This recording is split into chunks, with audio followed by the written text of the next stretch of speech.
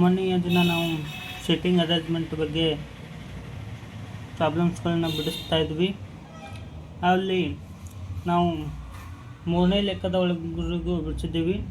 ಅದರ ಮುಂದುವರೆದ ಭಾಗವನ್ನು ಇಲ್ಲಿ ಬಿಡಿಸಲು ಇಚ್ಛಿಸುತ್ತೇನೆ.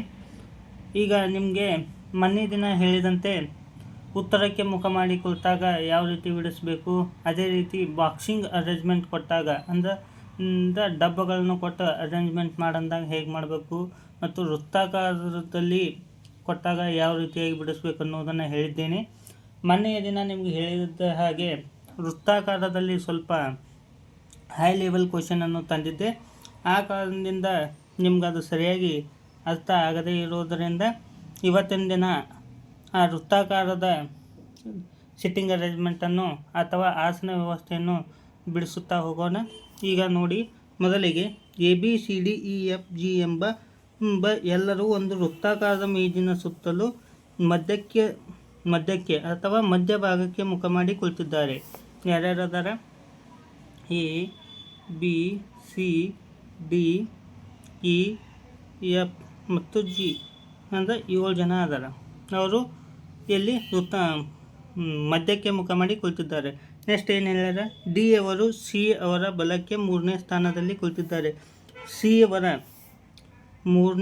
ಬಲಕ್ಕೆ 3ನೇ ಸ್ಥಾನದಾಗ ಯಾರು ಕೂತಾರೆ? ಡಿ ಅವ್ರು ಕೂತಾರೆ. ನೋಡಿರಿ, ಸಿ ಅವರ 3ನೇ ಬಲಕ್ಕೆ ಯಾರು ಕೂತಾರೆ? ಡಿ ಅವರು ಕೂತಾರೆ. ನೆಕ್ಸ್ಟ್ ಕುಳಿತಿದ್ದಾರೆ. ಇ ಅವರು ಸಿ ಅವರ ಎಡಕ್ಕೆ 3ನೇ ಸ್ಥಾನದಲ್ಲಿ ಕುಳಿತಿದ್ದಾರೆ. ಸಿ ಅವರ 3ನೇ ಲೆಫ್ಟಿಗೆ ಯಾರು ಕೂತಾರೆ? ಬಿ ಅವರು ಇ ಅವರು ಕುಳಿತಿದ್ದಾರೆ. ಇಲ್ಲಿ ಓದಲಾಗ್ತಿದ್ದೀವಿ. ಇ ಅವರು ಸಿ ಅವರ ಎಡಕ್ಕೆ 3ನೇ ಸ್ಥಾನದಲ್ಲಿ ಕುಳಿತಿದ್ದಾರೆ. ಸಿ ಅವರ 3ನೇ ಎಡಕ್ಕೆ ಯಾರು ಕೂತಾರೆ? ಇ ಅವರು ಕೂತ್ಕೊಂಡಾರೆ. ನೆಕ್ಸ್ಟ್ ಇಲ್ಲಿ ತನಕ ಮುಗೀತು. ನೆಕ್ಸ್ಟ್ ಬಿ ಅವರು ಡಿ ಅವರ ಎಡಕ್ಕೆ 2ನೇ ಸ್ಥಾನದಲ್ಲಿ ಕುಳಿತಿದ್ದಾರೆ. ಎಲ್ಲಿದಂತಪ್ಪ? ಇಲ್ಲಿದಂತ. ಬಿ ಅವರು ಡಿ ಅವರ ಎಡಕ್ಕೆ 2ನೇ ಸ್ಥಾನದಲ್ಲಿ ಕುಳಿತಾರೆ ಅಂದ್ರೆ ಡಿ ಅವರ 2ನೇ ಎಡಕ್ಕೆ ಸೆಕೆಂಡ್ ಲೆಫ್ಟಿಗೆ ಯಾರು ಕೂತಾರೆ? ಬಿ ಅವರು ಕೂತಾರೆ. ನೆಕ್ಸ್ಟ್ ಜಿ ಅವರು ಎ ಅವರ ತತ್ಕ್ಷಣದ ಎಡಭಾಗದಲ್ಲಿ ಕುಳಿತಿದ್ದಾರೆ. ಅಂದರೆ ಜಿ ಅವರು ಎ ಅವರ ತತ್ಕ್ಷಣದ ಎಡಭಾಗದಲ್ಲಿ ಅಂದರೆ ಎ ಅವರದ ಇಮಿಡಿಯೇಟ್ ಲೆಫ್ಟಿಗೆ ಯಾರದಾರ? ಜಿ ಅವರು ಅದಾರ, ಕುಳಿತಿದ್ದಾರೆ. ಹಾಗಾದರೆ ಎಫ್ ಅವರ ಎಡಭಾಗದಿಂದ ಎಫ್ ಅವರ ಲೆಫ್ಟ್ ಸೈಡ್ ಎಫ್ ಅವರ ಎಡಭಾಗದಿಂದ ಎಣಿಸಿದಾಗ ಎಫ್ ಮತ್ತು ಜಿ ನಡುವೆ ಎಷ್ಟು ಜನರು? ಎಫ್ ಮತ್ತು ಜಿ ಮಿಡಲ್ ಎಷ್ಟು ಜನ ಅದಾರ ಅನ್ನೋದು ನಾವು ಕಂಡುಹಿಡಬೇಕು. ಈಗ ಈ ಕೊಟ್ಟಂಥ ಲೆಕ್ಕವನ್ನು ಶಾರ್ಟಾಗಿ ಬರ್ಕೊಂಡಾಯಿತು. ಈಗ ವೃತ್ತಾಕಾರ ಹಾಕ್ಕೊಂಡು ಬಿಡಿಸುತ್ತಾ ಹೋಗೋಣ. ವೃತ್ತಾಕಾರ 7 ಜನ ಅದಾರ. 7 ಜನ ಆಸನದಲ್ಲಿ ಈ ರೀತಿಯಾಗಿ ಕೂತಿರ್ತಾರೆ. ಕೂತಾಗ ನೆಕ್ಸ್ಟ್ ಫಸ್ಟಿಗೆ ಏನದಾರ? ಸಿ ಅವರ ಥರ್ಡ್ ರೈಟಿಗೆ ಡಿ ಅಂದರೆ 3ನೇ ಬಲಕ್ಕೆ ಡಿ. ಸಿ ಅವರ 3ನೇ ಬಲ ಅಂದರೆ ಯಾವುದು? ಈ ಕಡೆ ಬಲ, ಈ ಕಡೆ ಅದು ಎಡ. ಅದಕ್ಕಿಂತ ಈ ಬಲಕ್ಕೆ ಯಾರು ಅದಾರ? ಸಿ ಅವರ 3ನೇ ಬಲ ಅಂದರೆ 1 2. 3ನೇ ಬಲ ಯಾವುದು? ಇದಕ್ಕೆ ಯಾರದಾರ? ಡಿ ಅವರು ಅದಾರ. ನೆಕ್ಸ್ಟ್ ಸಿ ಅವರ ಥರ್ಡ್ ಲೆಫ್ಟಿಗೆ ಇ ಅದಾರ ಅಂತ ಹೇಳ್ಯಾರ. ಸಿ ಅವರು ಇಲ್ಲಿ ಅದಾರ. ಲೆಫ್ಟ್ ಸೈಡ್ ಅಂದರೆ ಇದು ಇದ್ದಾಗ ಈಗ 3ನೇ ಎಡಕ್ಕೆ ಯಾರು ಅದಾರ? 1 2 3. 3ನೇ ಎಡಕ್ಕೆ ಯಾರು ಅದಾರ? ಇ ಅವರು ಅದಾರ. ಇ ಅವ್ರನ್ನ ಇಲ್ಲಿ ಕುಂದಿಸ್ತೀರಿ. ನೆಕ್ಸ್ಟ್ ಡಿ ಅವರ ಸೆಕೆಂಡ್ ಲೆಫ್ಟಿಗೆ ಬಿ ಅದಾರತ್ತ. ಡಿ ಅವರು ಇಲ್ಲಿ ಅದಾರ. ಲೆಫ್ಟ್ ಸೈಡ್ ಅಂದರೆ ಈ ಕಡೆ ಹಿಂಗೆ ಹೋಗೋದೆಲ್ಲ ಲೆಫ್ಟ್ ಸೈಡ್ ಆಗಿರ್ತೈತಿ. ಈ ಕಡೆಯಿಂದ ಹೋಗೋದೆಲ್ಲ ರೈಟ್ ಸೈಡ್ ಆಗಿರ್ತೈತಿ. ಆ ಕಾರಣದಿಂದ ಡಿ ಅವರ ಸೆಕೆಂಡ್ ಲೆಫ್ಟಿಗೆ ಬಿ ಅಂದರೆ ಡಿ ಎಲ್ಲಿ ಅದಾರ? ಸೆಕೆಂಡ್ ಲೆಫ್ಟ್ ಅಂದರೆ 1 2. ಸೆಕೆಂಡ್ ಲೆಫ್ಟಿಗೆ ಇದು. ಇಲ್ಲಿ ಯಾರು ಅದಾರ? ಬಿ ಅವರು ಅದಾರ. ಹಾಗೆ ಮುಗ್ದಾಗೆ ರೈಟ್ ಹಾಕೋತಾ ಹೋಗಬೇಕು. ನೆಕ್ಸ್ಟ್ ಎ ಅವರ ಇಮಿಡಿಯೇಟ್ ಲೆಫ್ಟಿಗೆ ಜಿ ಅದಾರತ್ತ. ಎನ್ನು ಇಲ್ಲಿ ಕುಣಿಸಿದ್ರೆ ಇಮಿಡಿಯೇಟ್ ಲೆಫ್ಟಿಗೆ ಜಿ ಇಲ್ಲಿ ಬರಬೇಕಾಗತ್ತೆ. ಯಾಕಂದ್ರೆ ಇಲ್ಲಿ ಬಿ ಐತಿ, ಇಲ್ಲಿ ಆಗಲ್ಲ. ಇನ್ನು ಉಳಿದಿದ್ದು ಇಲ್ಲಿ ಅಷ್ಟೇ ಅದಾವ. ಎ ಅವರ ಇಮಿಡಿಯೇಟ್ ಲೆಫ್ಟ್ ಅಂತ ಹೇಳ್ಯಾರ. ಲೆಫ್ಟ್ ಅಂದರೆ ಈ ಸೈಡಿಂದ ಹೋಗೋದಿಲ್ಲ. ಎನ್ನು ಇಲ್ಲಿ ಕುಣಿಸಿದ ಅವನು ಇಮಿಡಿಯೇಟ್ ಲೆಫ್ಟ್ ಇದಾಗುತ್ತೆ.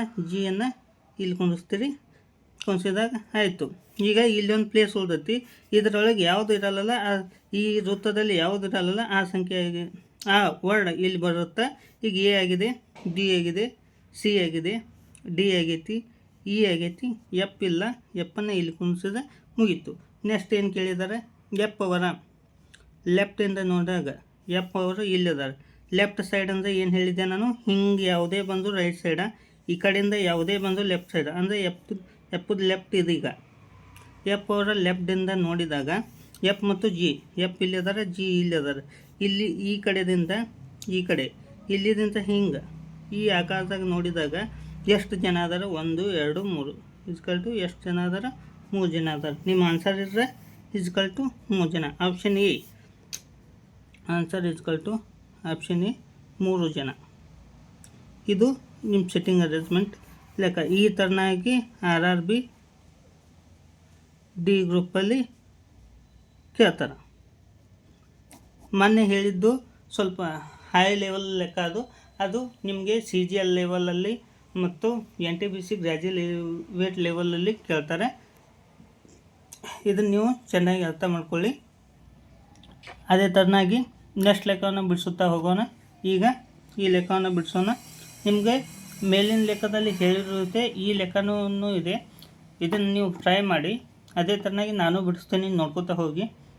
ABCDEFG ಎಂಬ 7 ಜನರು ವೃತ್ತಾಕಾರದ ಮೇಜಿನ ಸುತ್ತಲೂ ಮಧ್ಯಕ್ಕೆ ಮುಖ ಮಾಡಿ ಕುಳಿತಿದ್ದಾರೆ ಅಂತ ಹೇಳ್ಯಾರ. ಈಗ ನೀವು ಅದನ್ನ ನಾರ್ಮಲಾಗಿ ನಾನು ಏನು ಹೇಳ್ತೀನಿ ಶಾರ್ಟ್ ಫಾರ್ಮಲ್ಲಿ ಬರೆದ ಬಳಿಕ ಆಮೇಲೆ ನಿಮಗೆ ಈಸಿಯಾಗಿ ಬಿಡಿಸ್ಲಿಕ್ಕಾಗುತ್ತೆ ಅಂತ ಹೇಳಿದ್ದೇನೆ, ಹೌದಾ. ನೆಕ್ಸ್ಟ್ ಎಫ್ ಅವರು ಜಿ ಅವರ ಬಲಕ್ಕೆ 3ನೇ ಸ್ಥಾನದಲ್ಲಿ ಕುಳಿತಿದ್ದಾರೆ. ಎಫ್ ಅವರು ಜಿ ಅವರ ಬಲಕ್ಕೆ 3ನೇ ಸ್ಥಾನದಲ್ಲಿ ಕುಳಿತಿದ್ದಾರೆ ಅಂತ ಹೇಳ್ಯಾರ. ಅಂದರೆ ಜಿ ಅವರ ಸರ್ ರೈಟಿಗೆ ಯಾರು ಅದಾರ, ಎಫ್ ಅವರು ಅದಾರ.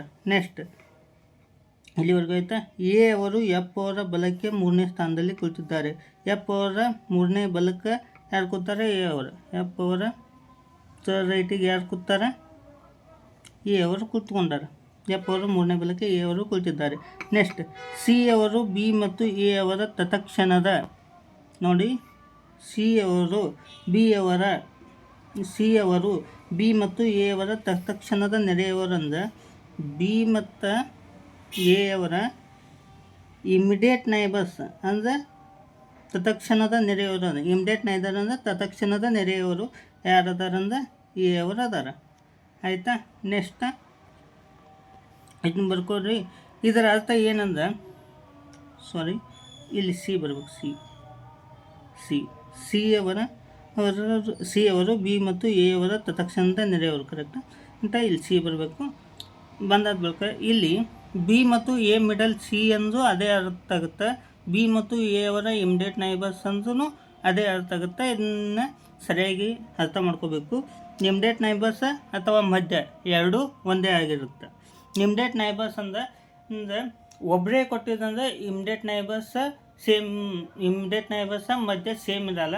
ಒಂದು ವೇಳೆ ಇಬ್ಬರು ವ್ಯಕ್ತಿಗಳನ್ನ ಕೊಟ್ಟು ಮುಂದೆ ಒಬ್ಬರು ವ್ಯಕ್ತಿಗಳನ್ನ ಕೊಟ್ಟಿದ್ರಂದರೆ ಇದು ಮತ್ತು ಮಿಡಲ್ ಇದ್ದಿದ್ದು ಎರಡು ಸೇಮ್ ಆಗಿ ಬರುತ್ತೆ. ಈಗ ಇಲ್ಲಿ ನೋಡಿ, ಸಿ ಅವರು ಬಿ ಮತ್ತು ಎ ಅವರ ತತ್ಕ್ಷಣ ನೆರೆಯವರು ಅಂತ ಹೇಳಿದ್ದಾರೆ. ಬಿ ಮತ್ತು ಎ ಅವರ ಇಮಿಡಿಯೇಟ್ ನೈಬರ್ಸ್ ಯಾರು, ಸಿ ಅವರು ಅಂತ ಬರ್ಕೊಂಡಿವಿ.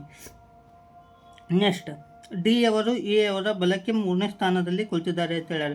ಎ ಅವರ ಎಲ್ಲಿ ಥರ್ಡ್ ರೈಟಿಗೆ ಯಾರದಾರ, ಡಿ ಅವರು ಅದಾರ ನೋಡಿ. ಡಿ ಅವರು ಎ ಅವರ ಬಲಕ್ಕೆ 3ನೇ ಸ್ಥಾನದಲ್ಲಿ ಕುಳಿತಿದ್ದಾರೆ. ಹಾಗಾದರೆ ಇ ಅವರ ಎಡಭಾಗದಿಂದ ಎಣಿಸಿದಾಗ ಇ ಮತ್ತು ಡಿ ಮಧ್ಯೆ ಎಷ್ಟು ಜನ ಅದು. ಇ ಅವರ ರೈಟ್ ಸೈಡ್ದಿಂದ ಎಣಿಸಿದಾಗ ಇ ಮತ್ತು ಡಿ ಮಿಡಲ್ ಎಷ್ಟು ಜನ ಅದಾರ ಅನ್ನೋದು ನಾವು ಕಂಡುಹಿಡಬೇಕು. ವೃತ್ತಾಕಾರದ ಮೇಜಿನ ಸುತ್ತಲೂ ಅಂತ ಹೇಳ್ಯಾರ, ಅದಕ್ಕೆ ವೃತ್ತವನ್ನು ಹಾಕೋತೀವಿ. ನೆಕ್ಸ್ಟ್ 7 ಜನ ಅದಾರ. 7 ಜನರನ್ನು ಆಸನದಲ್ಲಿ ಕೂರಿಸಿ ನೆಕ್ಸ್ಟ್ ಅವ್ರು ಹೇಳಿದ ರೀತಿ ಬಿಡಿಸುತ್ತಾ ಹೋಗೋಣ. ಜಿ ಅವರ ಥರ್ಡ್ ರೈಟಿಗೆ ಎಫ್ ಅಂತ ಹೇಳ್ಯಾರ. ಡಿ ಇಲ್ಲಿ ಥರ್ಡ್ ರೈಟ್ ಅಂದರೆ ಫಸ್ಟ್ ಸೆಕೆಂಡ್, ಥರ್ಡ್ ರೈಟ್ ಯಾರು, ಎಫ್ ಹಾಕಿದ್ರಿ. ನೆಕ್ಸ್ಟ್ ಎಫ್ ಅವರ ಥರ್ಡ್ ರೈಟಿಗೆ ಎಫ್ ಅವರ ಥರ್ಡ್ ರೈಟ್ ಅಂದರೆ ಎಫ್ ಅವರ 3ನೇ ಬಲಕ್ಕೆ ಯಾರು ಅದಾರ, ಎ ಅದಾರ. 1 2 ಎಫ್ದಿಂದ 1 2 3 ಥರ್ಡ್ ರೈಟಿಗೆ ಯಾರು ಅದಾರ, ಎ ಅವರು ಅದಾರ. ನೆಕ್ಸ್ಟ್ ಬಿ ಮತ್ತು ಎ ನೈಬರ್ ಸಿ ಅಂತ ಹೇಳ್ಯಾರ. ಎ ಇಲ್ಲಿ ಆಲ್ರೆಡಿ ಅದಾರ. ಇಲ್ಲಿ ನಾವು ಬಿ ಅವ್ರನ್ನ ಕುಣಿಸಿದ್ದೀವಿ ಅಂದರೆ ಇಲ್ಲಿ ಸಿ ಅನ್ನು ಕುಣಿಸ್ತೀವಿ. ಯಾಕಂದರೆ ಅವ್ರು ಏನು ಹೇಳಿದ್ದಾರೆ ಅಂದರೆ ಎ ಮತ್ತು ಬಿ ಮತ್ತು ಎ ಅವರ ಇಮಿಡಿಯೇಟ್ ನೈಬರ್ ಸಿ ಅಂದರೆ ಇವರು ಎಗೂ ನೈಬರ್ಸ್ ಬಿಗೂ ನೈಬರ್ಸ್ ಅಂತ ಹೇಳ್ಯಾರ. ಅದಕ್ಕೆ ಇವರು ಮಿಡಲಲ್ಲಿ ಬರ್ತಾರೆ. ಸಿ ಅನ್ನೋರು ಮಿಡಲಲ್ಲಿ ಬರ್ತಾರೆ. ಎ ಇಲ್ಲಿ ಆಲ್ರೆಡಿ ಇರೋದ್ರಿಂದ ಇಲ್ಲಿ ಮೇಲ್ಗಡೆ ಬಿ ಬರ್ತಾರೆ. ಅದ ತಕ್ಷಣ ಸಿ ಅವರು ಬರ್ತಾರೆ. ನೆಕ್ಸ್ಟ್ ಎ ಅವರ ರೈಟಿಗೆ ಡಿ ಅಂತ ಹೇಳ್ಯಾರ. ಎ ಇಲ್ಲಿ ಅದಾರ. ರೈಟ್ ಸೈಡ್ ಅಂದರೆ ಯಾವ್ದು ನಮ್ಮದು ಈ ಕಡೆ. ಲೆಫ್ಟ್ ಸೈಡ್ ರೈಟ್ ಸೈಡ್ ಅಂದರೆ ಇದು, ಲೆಫ್ಟ್ ಸೈಡ್ ಅಂದರೆ ಹಿಂಗೆ ಅಂತ ಹೇಳಿದ್ದೀನಿ. ಇಲ್ಲಿ ಎ ಅದಾರ ರೈಟ್ ಸೈಡಿಗೆ ಅಂತ ಹೇಳಿದ್ದಾರೆ ನೋಡಿ. ಎದಿಂದ ಥರ್ಡ್ ರೈಟ್ 1 2 3. ಥರ್ಡ್ ರೈಟಿಗೆ ಯಾರು ಅದಾರ? ಡಿ ಅವರು ಅದಾರ. ಓಕೆ, ಇದು ಜಿ ಆಗಬೇಕು. ಸಾರಿ, ಜಿ ಅವರ ಥರ್ಡ್ ರೈಟಿಗೆ ಬೇಕು. ಇಲ್ಲಿ ಜಿ ಅವರ ಥರ್ಡ್ ರೈಟಿಗೆ ಎಫ್. ಕರೆಕ್ಟಾ? ಈಗ ಇಲ್ಲಿ ಉಳಿದವ್ರು ಯಾರು ಸದ್ದ? ಎ ಆಗಿದೆ, ಬಿ ಆಗಿದೆ, ಸಿ ಆಗಿದೆ, ಡಿ ಆಗಿದೆ, ಇ ಆಗಿಲ್ಲ. ಇಲ್ಲಿ ಇ ಅವರು ಕೂತ್ಕೋತಾರೆ. ಇ ಅವರ ಲೆಫ್ಟ್ ಇಲ್ಲಿ ಲೆಫ್ಟ್ ಸೈಡಿಂದ ನೋಡಿದಾಗ ಆಗಬೇಕು. ಇ ಅವರ ಲೆಫ್ಟಿಂದ ನೋಡಿದಾಗ ಇ ಮತ್ತು ಡಿ ಮಧ್ಯೆ ಎಷ್ಟು ಜನರು ಅದಾರ? ಇ ಅವರು ಇಲ್ಲಿ ಅದಾರ. ರೈಟ್ ಅಂದರೆ ಈ ಸೈಡ್ ಕಿತ್ತು, ಈ ಸೈಡ್ ಆದ ರೈಟ್, ಈ ಸೈಡ್ ಲೆಫ್ಟ್ ಸೈಡ್ ಐತೆ. ಲೆಫ್ಟ್ ಸೈಡಿಂದ ಎಣಿಸಿದಾಗ ಇ ಮತ್ತು ಡಿ ಮಧ್ಯೆ ಎಷ್ಟು ಜನ ಅದಾರ ಅಂತ ಕೇಳ್ಯಾರ. ಇ ಇಲ್ಲಿ ಅದಾರ, ಡಿ ಅಲ್ಲಿ ಅದಾರ. ಲೆಫ್ಟ್ ಸೈಡಿಂದ ನೋಡ್ಬೇಕಂತ ಹೇಳ್ಯಾರ. ಇವ್ರು 1 2 3 4 5 ಜನ. ಇ ಮತ್ತು ಡಿ ಮಧ್ಯೆ ಎಷ್ಟು ಜನ ಅದಾರ? 5 ಜನ ಅದಾರ. 5 ಎಲ್ಲೈತೆ option B. Answer is equal to option B, 5 ಜನ ನಿಮ್ಮ ಆನ್ಸರ್ ಆಗಿರುತ್ತೆ. ಹೀಗೆ ಸಿಟ್ಟಿಂಗ್ ಅರೇಂಜ್ಮೆಂಟ್ ತುಂಬ ಸಿಂಪಲ್ಲ. ನೀವು ಅರ್ಥ ಮಾಡಿಕೊಂಡು ಸರಿಯಾಗಿ ಬಿಡಿಸ್ಬೇಕು. ಬಿಡಿಸೋದ್ರಿಂದ ನಿಮಗೆ ಸಿಟ್ಟಿಂಗ್ ಅರೇಂಜ್ಮೆಂಟ್ ಈಸಿಯಾಗಿ ಅರ್ಥ ಆಗುತ್ತೆ. ಮೊನ್ನೆನೇ ಹೇಳಿದ ರೀತಿ ನಿಮಗೆ ಬಾಕ್ಸ್ ಅರೇಂಜ್ಮೆಂಟ್ ಹಾಗೂ ಮತ್ತು ಯಾವ್ದು ಹೇಳಿದ್ದೆ ನಿಮ್ಮ ಮತ್ತು ಉತ್ತರಕ್ಕೆ ಮುಖ ಮಾಡಿ ಕೂತಾಗ ಅಂತ ಹೇಳಿದ್ದೆ. ಅವೆರಡು ನಿಮಗೆ ಅಂಡರ್ಸ್ಟ್ಯಾಂಡ್ ಆಗಿದ್ದಾವೆ ಅಂತ ಅನ್ಕೋತೀನಿ. ಈಗ ವೃತ್ತಾಕಾರ ನಿಮ್ಗೆ ಕನ್ಫ್ಯೂಷನ್ ಆಯಿತು, ಈಗ ಅದನ್ನು ಕ್ಲಿಯರ್ ಮಾಡಿದ್ದೀನಿ.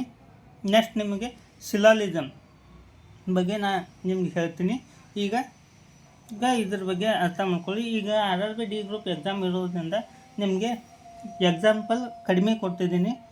ನೆಕ್ಸ್ಟ್ ಇದೇ ರೀತಿ ನೀವು ನನಗೆ ಸಹಕಾರ ಕೊಟ್ಟರೆ ನಾನು ಮುಂದಿನ ದಿನಗಳಲ್ಲಿ ಬೇಸಿಕ್ಕಿಂದ ನಿಮ್ಗೆ ಎಂಡ್ವರೆಗೂ ಸರಿಯಾಗಿ ಒಂದು ಚಾಪ್ಟರ್ ಮ್ಯಾಗೆ ಈಗ 20 to 30 ಲೆಕ್ಕಗಳನ್ನು ಬಿಡಿಸುತ್ತಾ ಹೋಗೋಣ ಅಂತ ಹೇಳ್ತಾ ಇವತ್ತಿನ ಕ್ಲಾಸ್ ಇಲ್ಲಿಗೆ ಮುಗಿಸ್ತಿದ್ದೀನಿ. ದಯವಿಟ್ಟು ನಮ್ಮ ವಿಡಿಯೋ ನೋಡೋರು ಲೈಕ್ ಮಾಡಿ, ಶೇರ್ ಮಾಡಿ, ಸಬ್ಸ್ಕ್ರೈಬ್ ಮಾಡಿ ಇಟ್ಕೊಳ್ಳಿ. ನಿಮಗೆ ಮುಂದಿನ ದಿನಗಳಲ್ಲಿ ಯೂಸ್ ಆಗುತ್ತೆ ಅಂತ ಹೇಳ್ತಾ ಇವತ್ತಿನ ಈ ಕ್ಲಾಸನ್ನು ಮುಗಿಸ್ತಾ ಇದ್ದೀನಿ. ಧನ್ಯವಾದಗಳು.